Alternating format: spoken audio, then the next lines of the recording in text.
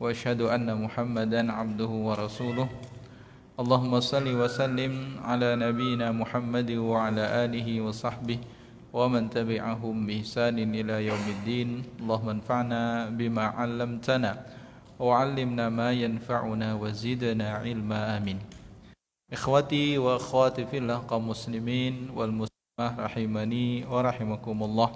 Alhamdulillah, puji syukur kita panjatkan kehadiran Allah Subhanahu wa taala atas segala limpahan rahmat dan nikmatnya. Salawat beserta salam semoga tetap tercurahkan kepada Nabi kita Muhammad sallallahu alaihi wasallam beserta keluarga, sahabat dan pengikut beliau yang setia sampai akhir zaman. Kaum muslimin wal muslimah rahimani wa rahimakumullah. Alhamdulillah, di kesempatan malam hari ini kembali kita bisa hadir bermajlis di Masjid Al-Ihsan ini dalam rangka talabul ilmi. Kita lanjutkan pembahasan dari kitab Khudh aqidatak minal kitabi was sunnah. Ambil akidahmu dari Al-Quran dan As-Sunnah yang sahih, karya Syekh Muhammad Ibn Jamil Zainu rahimahullahu ta'ala. Pembahasan terakhir kita berkenaan dengan kitab ini adalah berkenaan dengan arkanul iman, rukun iman. Ada 3 rukun yang telah kita jelaskan secara umum dan kembali kita lanjutkan hal-hal yang menjadi keyakinan wajib bagi seorang muslim adalah beriman kepada utusan-utusan Allah Subhanahu wa ta'ala. An tu'mina billahi wa malaikatihi wa kutubihi wa rusulihi wal yaumil akhir wa tu'mina bil qadari khairihi wa syarrih. Ada 6 rukun iman: iman kepada Allah, iman kepada para malaikat, iman kepada kitab-kitab yang diturunkan oleh Allah, dan selanjutnya adalah beriman kepada rasulnya, utusan Allah Subhanahu wa ta'ala. Berkata penulis, beriman kepada rasulnya, dan rasul yang pertama adalah Nabi Nuh alaihi salam, dan yang terakhir yakni Nabi Muhammad sallallahu alaihi wasallam. Kita meyakini para utusan Allah Subhanahu wa ta'ala tadi adalah mereka dari kalangan manusia juga. Mereka dari kalangan manusia, hamba-hamba Allah yang terpilih, karena mereka adalah makhluk manusia yang Allah muliakan mereka dengan risalah, sehingga mereka tidak memiliki kekhususan sebagaimana yang menjadi kekhususan bagi Allah Subhanahu wa ta'ala. Telah kita jelaskan Allah dengan kekhususannya, Allah yang berhak untuk diibadahi.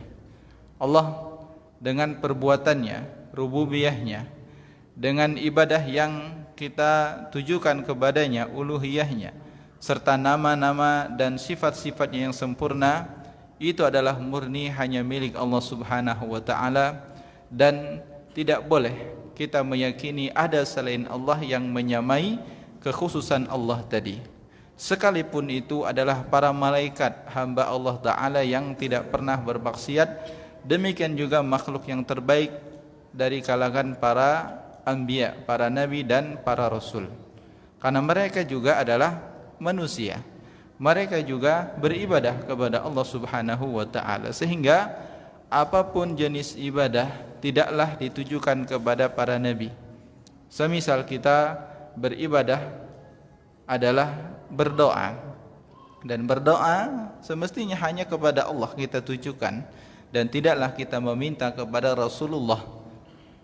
Kalaupun boleh, tentunya kepada Rasulullah dan kepada para malaikat, karena itulah makhluk yang terbaik.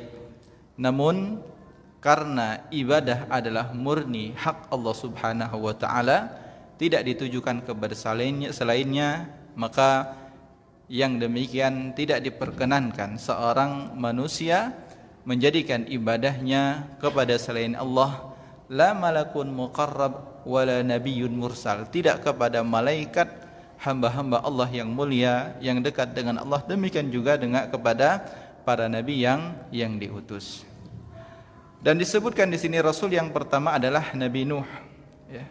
Sebagaimana sebuah hadis tentang peristiwa di hari mahsyar, dikumpulkannya seluruh manusia, kemudian setelah lama mereka berdiri, para manusia mendatangi Nabi Adam alaihissalam, bermaksud ingin meminta agar Nabi Adam bisa menjadi syafaat bagi mereka, agar Allah Ta'ala segerakan putusan pada hari itu.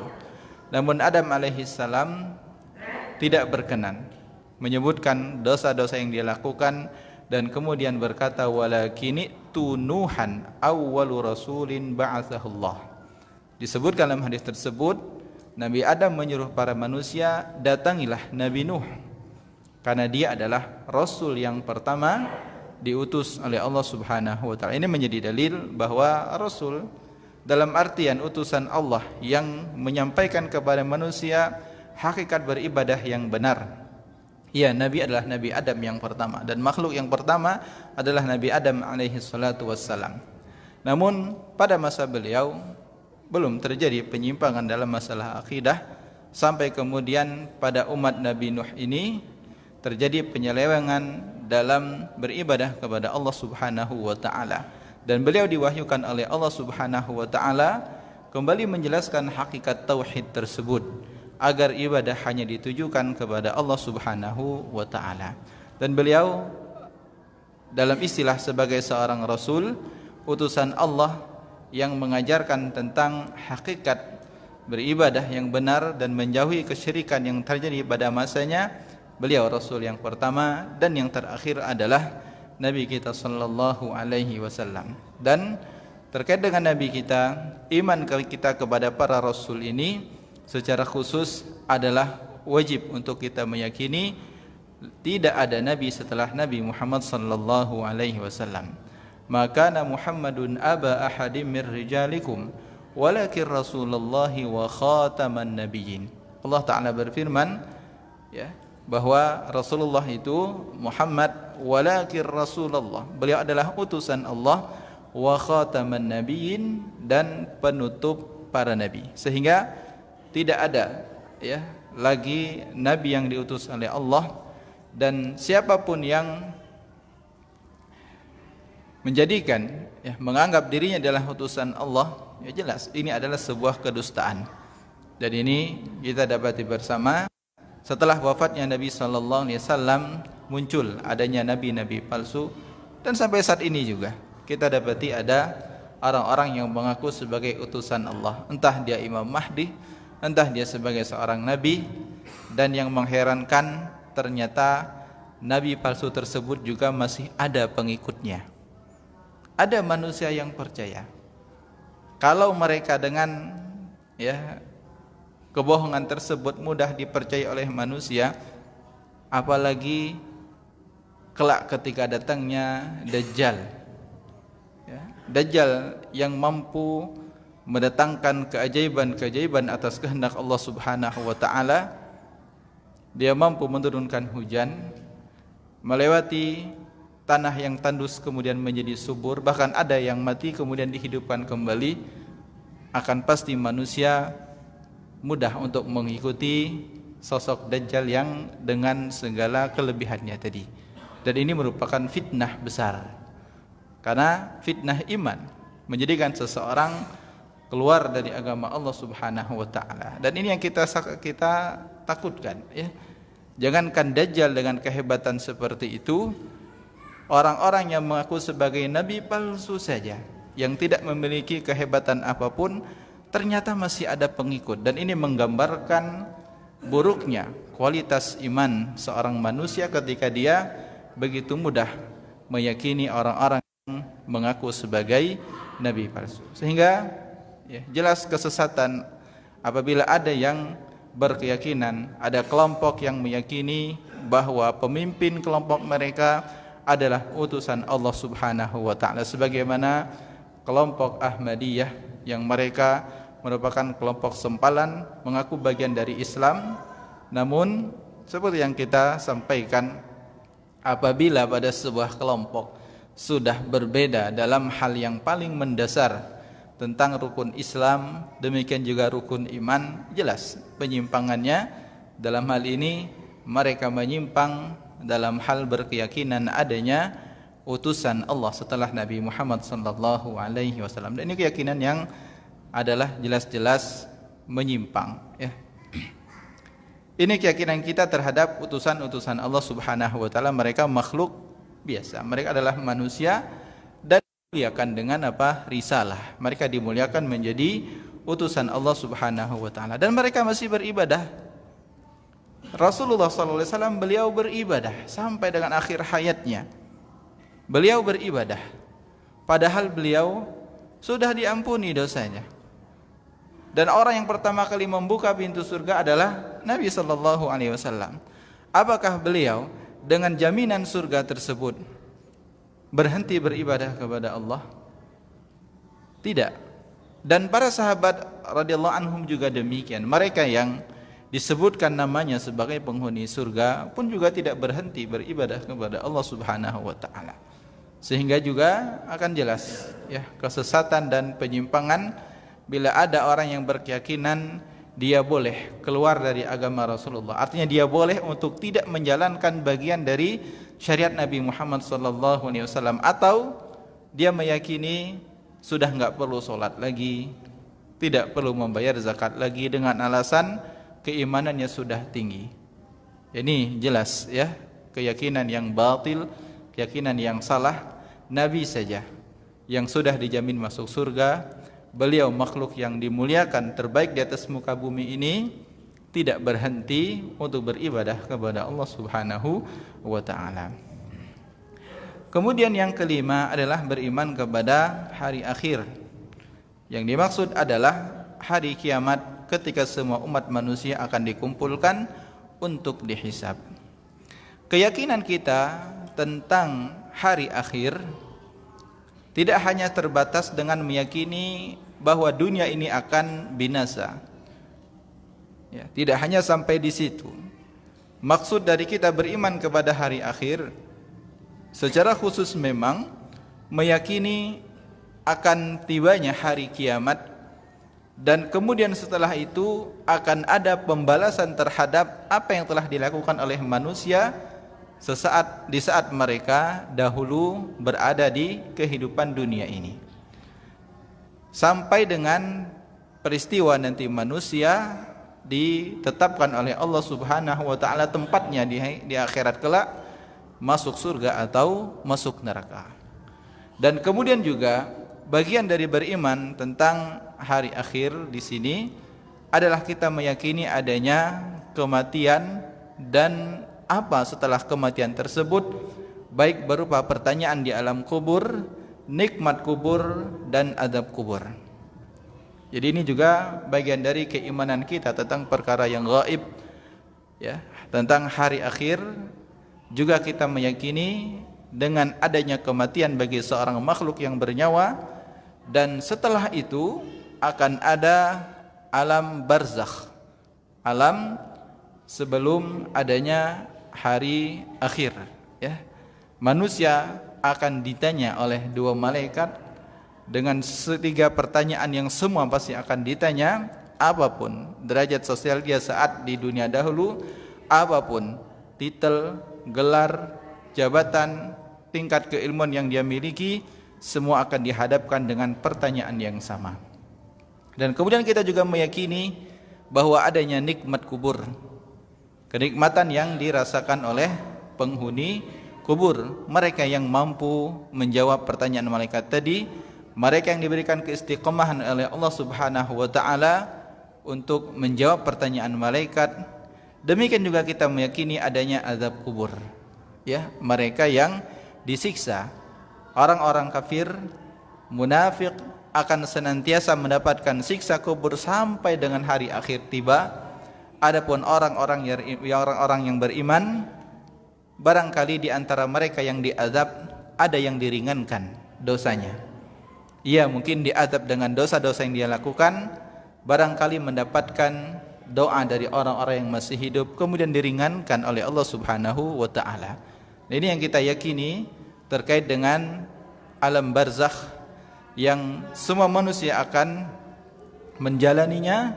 Kemudian secara khusus iman kita kepada hari akhir adalah terjadinya hari kiamat, binasanya dunia ini, dan setelah itu akan kembali manusia dikumpulkan di hadapan Allah Subhanahu wa taala.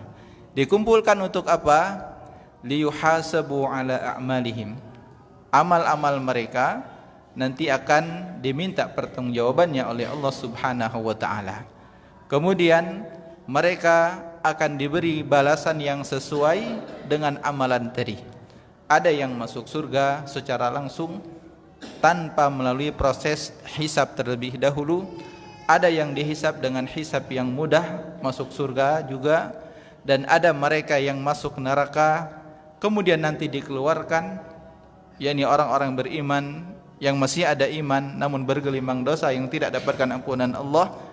Mereka masuk neraka terlebih dahulu sesuai dengan kadar dosa mereka, namun pada akhirnya juga nanti kelak akan masuk surga Allah Subhanahu wa taala.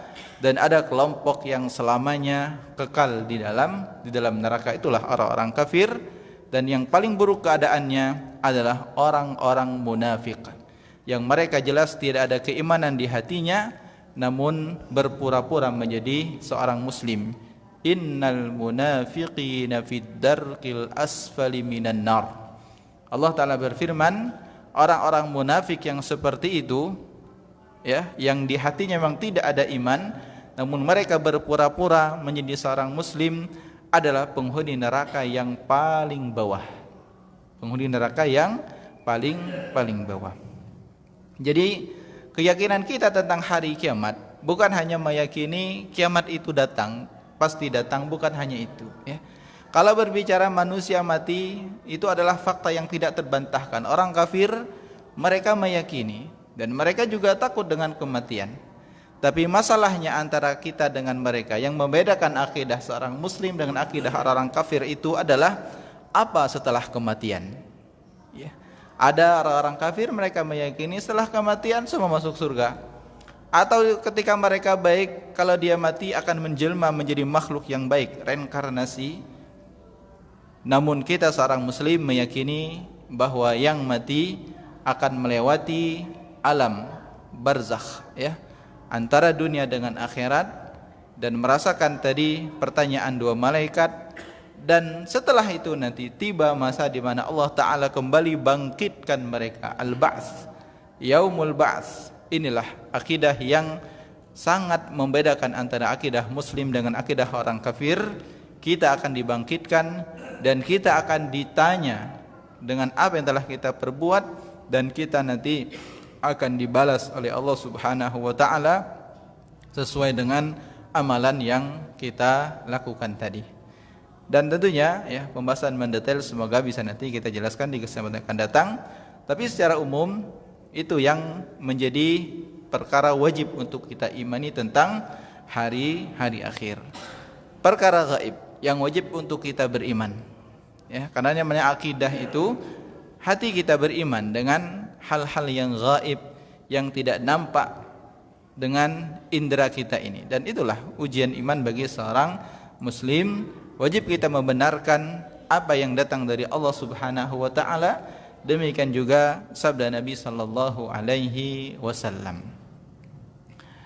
Kemudian yang keenam adalah kita beriman dengan al-qadar, wa tu'mina bil qadari khairihi wa syarrihi. Beriman dengan takdir Allah Subhanahu wa taala. Dan takdir ada yang baik, demikian juga ada yang buruk. Penulis menyebutkan yaitu menerima semua ketentuan Allah, dan pada saat yang sama kita harus melakukan tindakan ikhtiar yang diperlukan untuk mencapai tujuan kita. Kita meyakini semua sudah ditentukan takdirnya oleh Allah Subhanahu wa taala. Bahkan yang telah ditentukan tadi telah tercatat 50.000 tahun sebelum penciptaan langit dan bumi.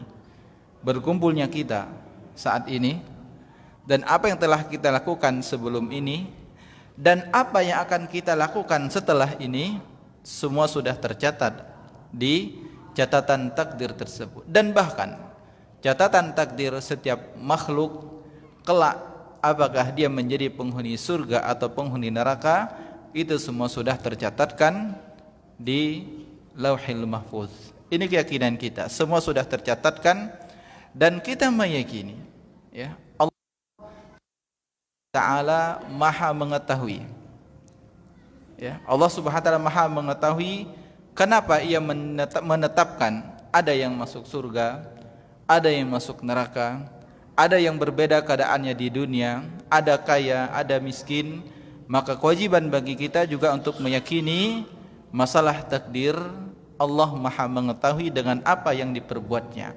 Kemudian kita meyakini semua keputusan Allah asalnya adalah keputusan yang baik. Karena apapun yang datang dari Allah semuanya baik. Innallaha thayyibun. Allah itu Maha baik, termasuk ketentuannya, takdirnya. Adapun istilah yang kita dengar ya, sebagaimana disebutkan dalam hadis, ada takdir baik, ada takdir buruk. Buruk ya, itu menurut kita ya, buruk kalau kita melihat dari satu sisi saja.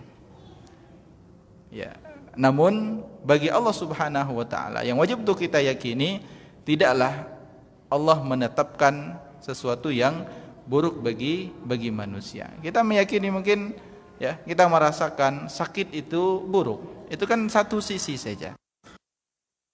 Kita telaah, kalau kita tadabburi, terkadang pada sisi yang buruk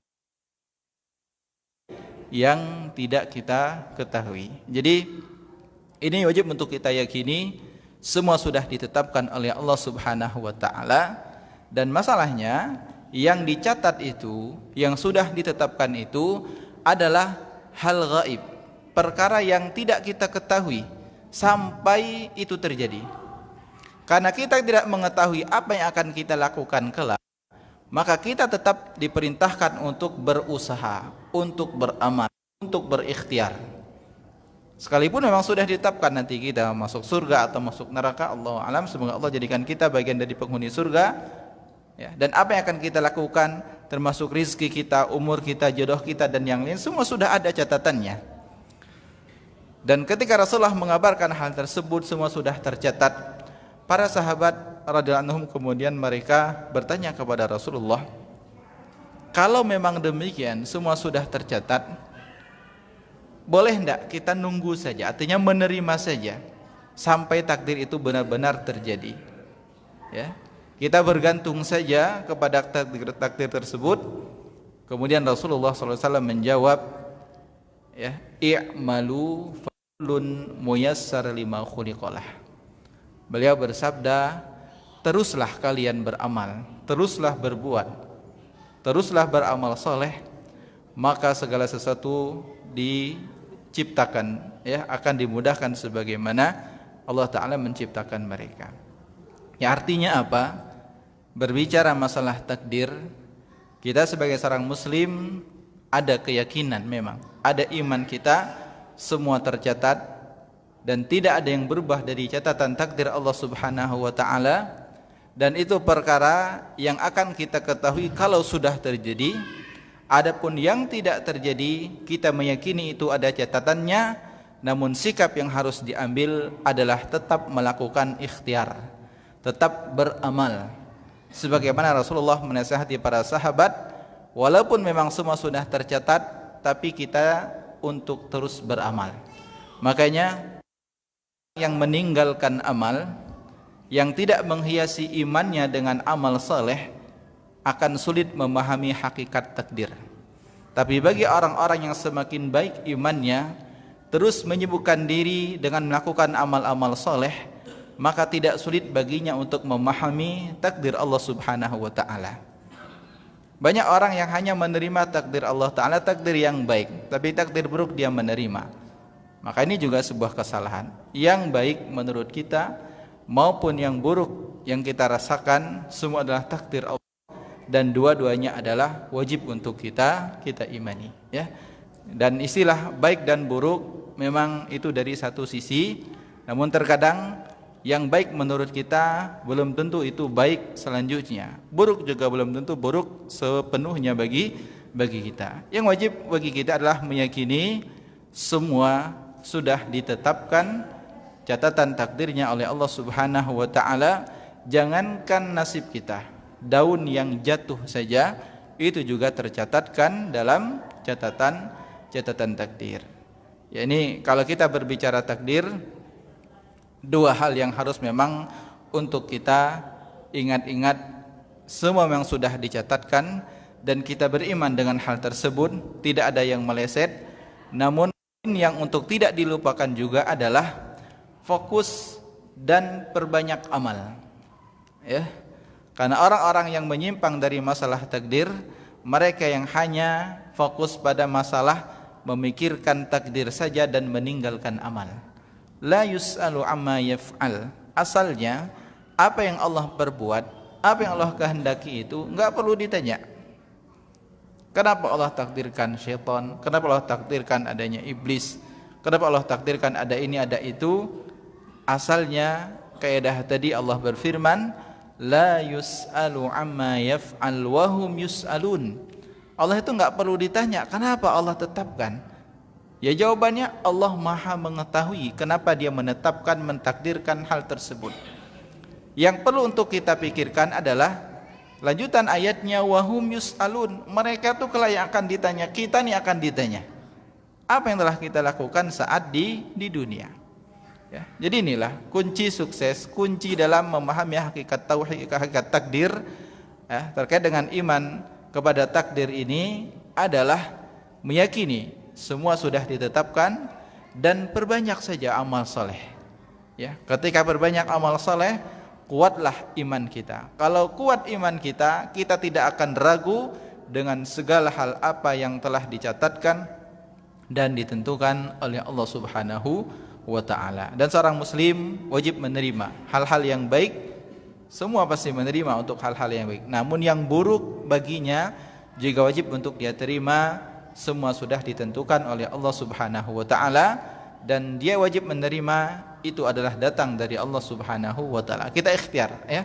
Harus ada amal maksudnya, karena tidak mungkin kita mampu terus ya ridha dengan apa yang Allah tentukan kecuali keridhaan tersebut disebabkan adanya iman di hati kita, dan iman akan terwujud dengan banyaknya beramal.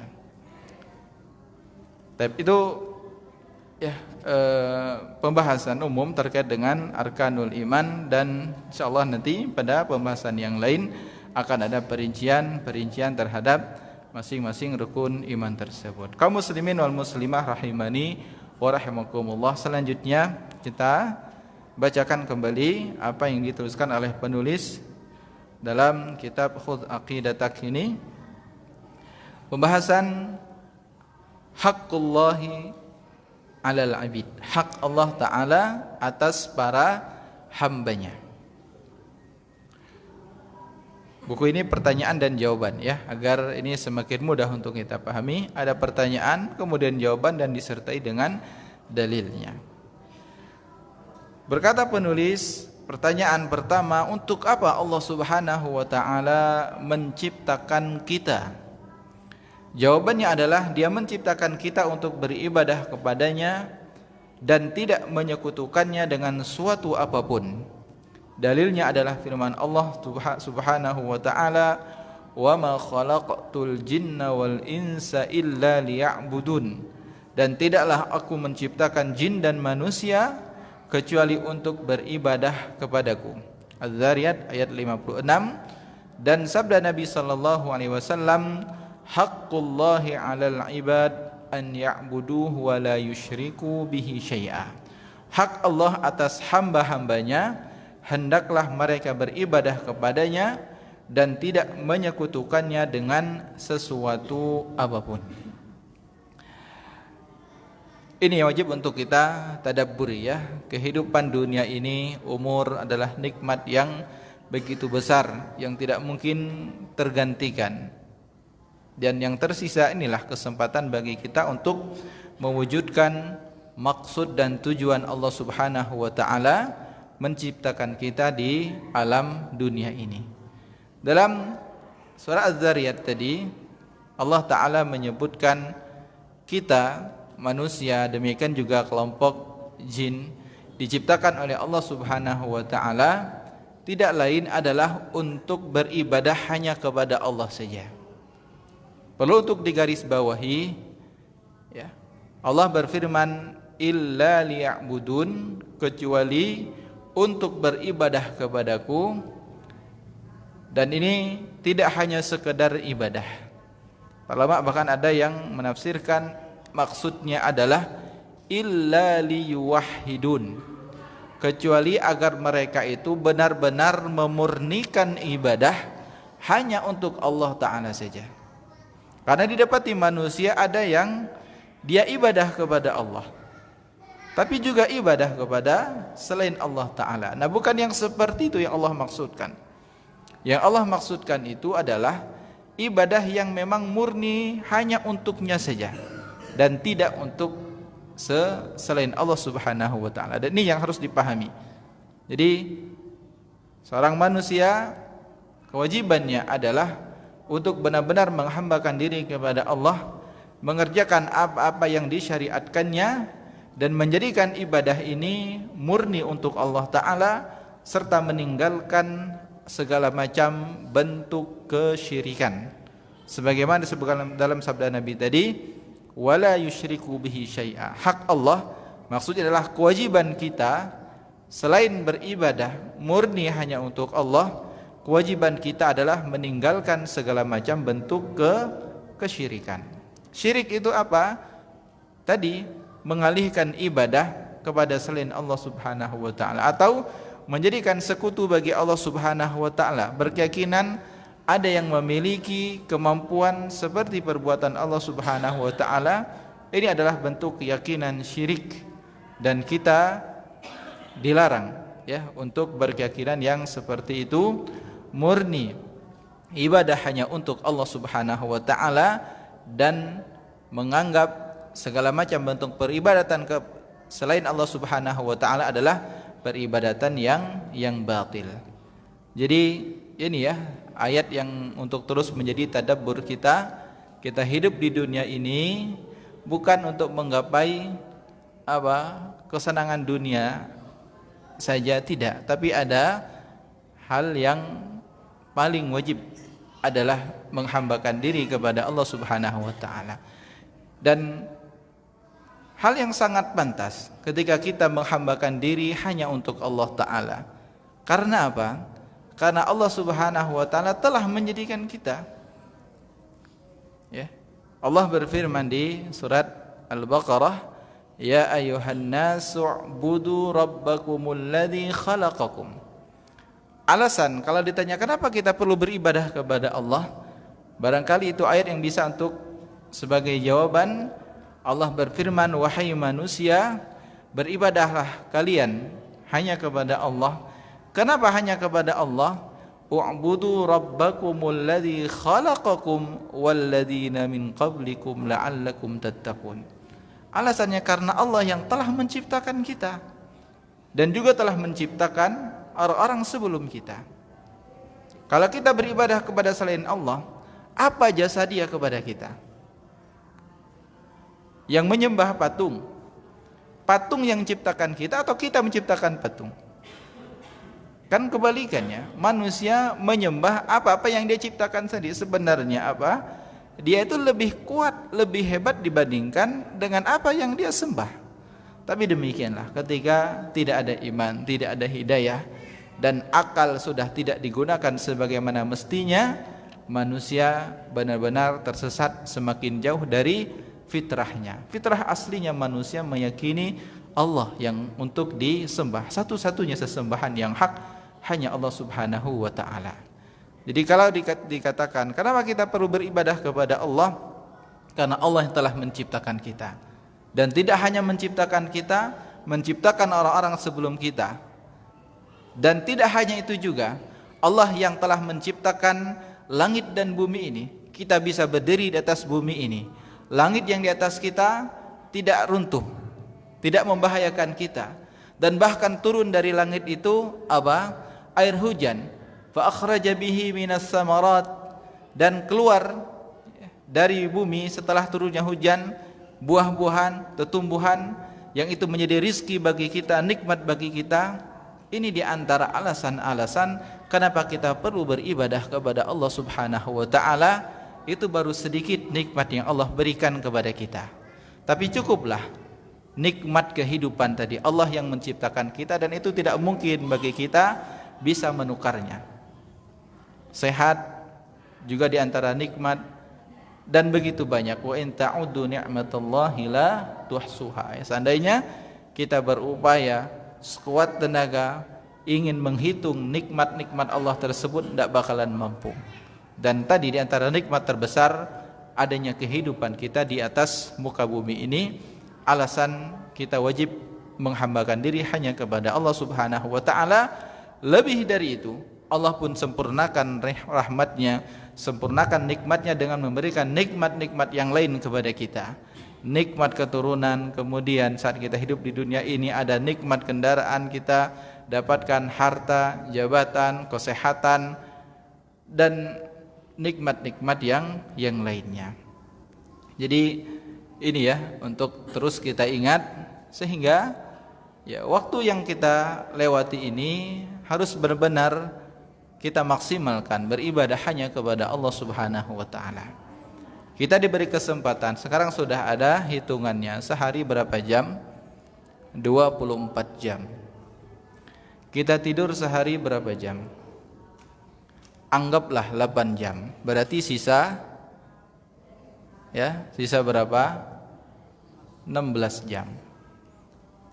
Artinya sepertiga dari satu hari ini, 24 jam itu sudah tidak terhitung catatan dosa dan catatan pahala. Orang tidur kan nggak ada catatan apapun, ya. Rufi'al qalam an salas, tidak ada catatan amal. An-naim hatta yastayqil, orang yang tidur sampai dia terbangun. Jadi kesempatan kita beribadah kepada Allah, kalau diberikan waktu 24 jam, 8 jam kita tertidur, itu tidak ada catatan dosa ataupun pahala. Berarti kesempatan dalam sehari semalam itu tinggal 16 jam. 16 jam ini kita gunakan untuk apa? Ya, salat 5 waktu berapa jam kita? Salat sunnahnya berapa lama? Kalau kita bandingkan dengan aktivitas duniawi, lebih banyak mana? Ya. Bahkan kalau kita diberikan umur 40 tahun, baliknya anggaplah 15 tahun. Berarti mulai ada catatan dosa umur 15 tahun, ya. Dia dikasih umur 40 tahun saat ini, umurnya sudah 40 tahun, berarti 25 tahun. 25 tahun itu sepertiganya itu enggak dicatat. Artinya ya 20 sepertiga dari 25 kurang lebih sekitar ada 8 ya. Ada 8 tahun, berarti tinggal 17 tahun saja. 17 tahun saja itu yang benar-benar perlu dia tadabburi. Apa yang telah dia lakukan selama itu. Ya, jadi yang sudah berumur 40 tahun ya, dan dia baliknya umur 15 tahun dahulu, 8 tahun ya, itu dia telah habiskan untuk tidur saja, dan itu tidak ada catatan amal dan dosa. Kemudian sisanya 17 tahun itu apa yang telah dia perbuat untuk Allah Subhanahu wa ta'ala. Nah, ini ayat yang perlu untuk kita tadabburi, apa yang kita persiapkan. Karena tadi kita jelaskan bahwa kita meyakini akan ada kehidupan setelah kehidupan di dunia ini. Dan ini kehidupan yang sebentar. Dunia kehidupan yang sebentar. Apalagi semakin dekat dengan kiamat ini, waktu berjalan begitu cepat, tidak terasa ya. Sebentar sudah sebulan, sebentar sudah sebulan. Umur kita terus bertambah, namun amal kita yang tidak bertambah. Dan itu yang terus kita fokuskan agar kita bahagia di dunia dan di akhirat kelak adalah banyak memikirkan keadaan diri kita sendiri ya, terkait dengan ibadah yang kita peruntukkan untuk Allah Subhanahu wa ta'ala. Jadi ini yang menjadi keyakinan wajib. Hidup di dunia itu perbanyak ibadah, dan ibadah yang dilakukan itu murni hanya untuk Allah, tidak diniatkan kepada selainnya. Dan hidup di dunia ini harus menjauhi segala macam bentuk kesyirikan, ya, menyelewengkan ibadah kepada selain Allah Subhanahu wa taala. Dan itulah dosa sebesar-besarnya dosa adalah dosa kesyirikan.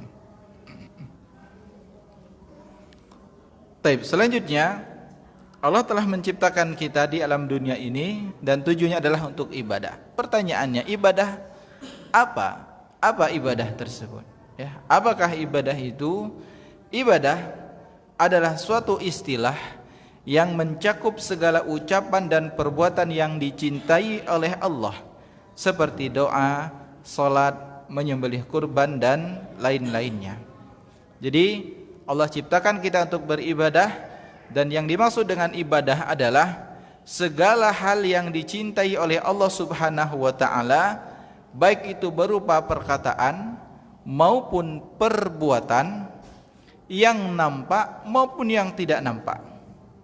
Ya, karena ibadah itu ada ibadah zahir dan ada ibadah batin. Ada yang berupa lisan kita yang bergerak, zikir, baca Al-Qur'an, dan ada ibadah yang berupa perbuatan anggota badan, solat kita, gerak tubuh kita, berjalan kita ke masjid. Dan ada ibadah yang tidak nampak, sabar kita, rasa takut kita kepada Allah, syukur kita kepada Allah, tawakal kita kepada Allah. Itu contoh ibadah hati. Dan apapun yang dicintai oleh Allah, itu semua dikategorikan sebagai ibadah. Dan apapun yang kita dapati dalam Al-Quran, kita dapati dalam hadis Nabi sallallahu alaihi wasallam berupa perintah untuk melakukan suatu perbuatan, berarti itu adalah sebuah ibadah. Karena tidak mungkin Allah memerintahkan kita kecuali terhadap perkara yang dicintai oleh Allah Subhanahu wa taala. Syariat Allah Subhanahu wa taala ada yang berupa perbuatan untuk kita lakukan dan ada yang untuk kita tinggalkan. Ya, jadi ini definisi ibadah. Nanti akan ada, ya, untuk memahami hakikat kesyirikan kita perlu memahami hakikat ibadah. Kenapa perbuatan ini dikategorikan sebagai syirik? Karena ini aslinya adalah ibadah yang kemudian ibadah ini ditujukan kepada selain Allah. Kenapa enggak boleh berdoa kepada Rasul?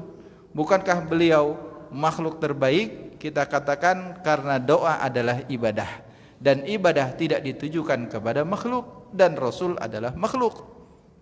Ya, jadi perlu untuk memahami tentang hakikat ibadah. Kenapa tidak boleh kita, ya, menaruh rasa takut kepada, ya, jin yang kita meyakini nanti akan memberikan kemudaratan, ya. Demikian juga meyakini sesuatu mendatangkan kesialan dan lainnya, karena kita katakan di situ ada ibadah yang salah, ibadah hati dia yang semestinya bergantung tawakal kepada Allah, meyakini yang mampu mendatangkan manfaat dan mudarat hanya Allah Ta'ala, kemudian dia jadikan itu kepada selain Allah Subhanahu wa Ta'ala. Ada orang menggantungkan takdirnya tadi kepada hal yang tidak ditetapkan oleh Allah Subhanahu wa Ta'ala. Pada orang-orang yang meyakini jimat untuk mendatangkan rezeki, jimat untuk menolak bala dan yang lainnya, hatinya bergantung kepada selain Allah. Ada tawakal kepada selain Allah, dan tawakal itu adalah ibadah.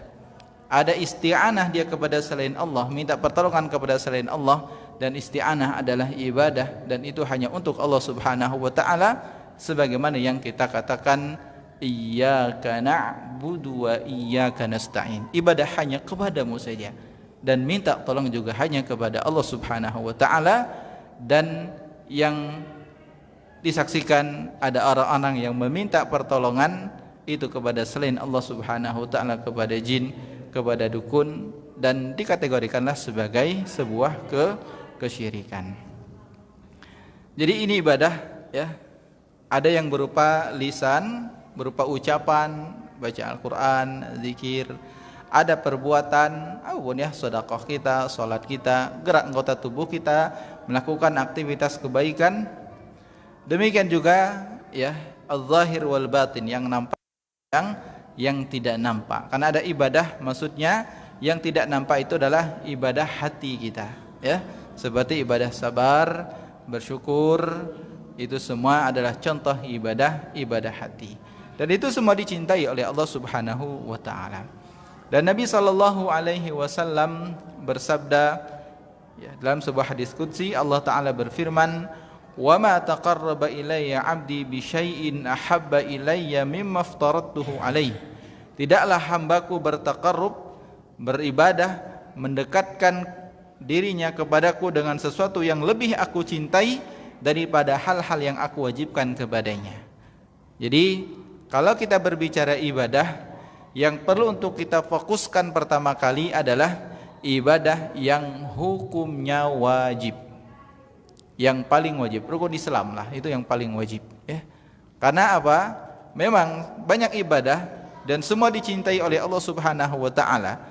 Sedekah dicintai, salat sunnah dicintai, akan tetapi yang paling dicintai oleh Allah sebagaimana disebutkan dalam hadis ini adalah mimma aftaradtuhu alaihi. Yang paling wajib itulah yang paling dicintai oleh Allah Subhanahu wa taala. Jadi ini kita hidup untuk beribadah, dan ibadah itu banyak macamnya, dan yang perlu untuk kita lakukan pertama kali adalah ibadah-ibadah yang hukumnya wajib. Baru kemudian kita menyempurnakan keimanan kita dengan melakukan ibadah-ibadah yang hukumnya sunnah, ya. Ini adalah garis besar kita ketika diciptakan oleh Allah Subhanahu wa taala, memurnikan ibadah tauhid hanya kepadanya dan melakukan hal-hal yang wajib, itulah yang pertama kali. Jadi yang baru dapat hidayah dan semua kaum muslimin semestinya harus paham apa-apa saja yang menjadi kewajiban dia, apa-apa saja syariat yang wajib untuk praktekkan, sehingga ini semua menuntut wajibnya kita untuk belajar, wajibnya untuk belajar agama agar tahu mana yang wajib bagi kita tadi. Wallahu taala alam. Sallallahu ala nabiyina Muhammad wa alihi wa sahbihi wasallam. Assalamualaikum warahmatullahi wabarakatuh.